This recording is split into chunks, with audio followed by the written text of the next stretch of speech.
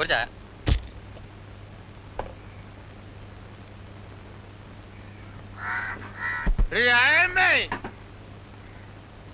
നിനക്കിവിടെ എന്തൊക്കെ കച്ചവടമാണ് ഉള്ളത്? മൂക്ക് മുട്ട കേറ്റിട്ടുണ്ടല്ലോ. കേറ്റിട്ടുണ്ട്. അത് നിനക്കെന്താണ്? ഗോവിന്ദ മൂക്ക് മുട്ട കേറ്റിട്ടുണ്ട്. നിനക്കൊന്നും എന്നെ ഒരു വിലയില്ലേടി. ഒരു ചായ ചോദിച്ചാൽ, ഒരു കഷ്ണം പുട്ടി ചോദിച്ചാൽ നീ വലിയ മുതലാളിച്ചയാവും. പെണ്ണുങ്ങളായ നിലത്ത് വെക്കണം, അധികം കിടത്തുള്ളരുത്. ഗോവിന്ദ, മര്യാദക്ക് വീട്ടിൽ പോ.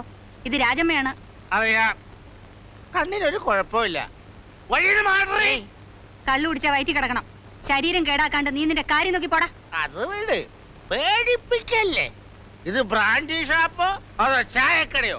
എനിക്ക് ഇപ്പൊ അറിയണം. കാശുണ്ടെങ്കിൽ ഒന്നൊരു പെഗ് അടിച്ചിട്ട് പോടാ. അത് പറ, അത് ന്യായം. എടോ നായരെ, തനിക്ക് വേണമെങ്കിൽ മോന്തിച്ച് പോവാൻ നോക്ക്. ഓ, ഒരു ക്ഷണിക്കല്.